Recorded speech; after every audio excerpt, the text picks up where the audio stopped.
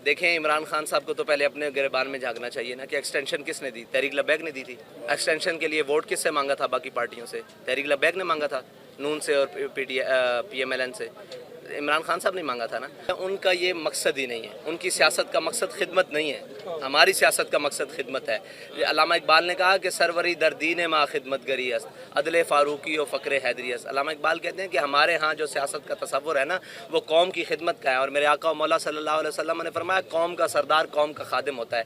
उनके नज़दीक ये बात नहीं है खिदमत वाली। वो ये कहते हैं कि उनके पास उस वक्त वसाइल मौजूद हैं जब उन्हें MPAs या सेनेटर्स या MNAs खरीदने का वक्त हो। उनके पास बहुत सारे वसाइल हैं, तब वो 2.5 अरब 2 अरब में सेनेटर खरीदते हैं, 50 करोड़ में MNAs खरीदते हैं। आपके सामने खरीदो फरोख्त हुई है।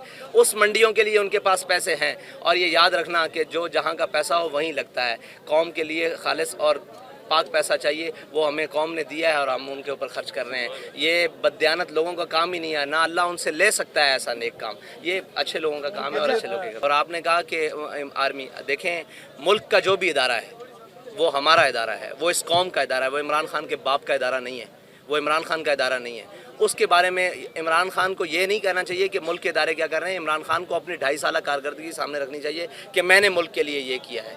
ठीक है, वो इदारे हैं। अगर मुल्क का इदारे के बारे में इस तरह की बातें करेगा और मुल्क के दिफा को नुकसान पहुँचाएगा तो वो इमरान खान का नुकसान नहीं है, वो इस मिल्लत और कौम का नुकसान है। रही बात सियासत में उनकी मुदाखलत, तो वो हम पहले दिन से उसके मुखालिफ है कि फ़ौज की सियासत में मुदाखलत, एस्टेब्लिशमेंट की सियासत में मुदाखलत बिल्कुल नहीं होनी चाहिए।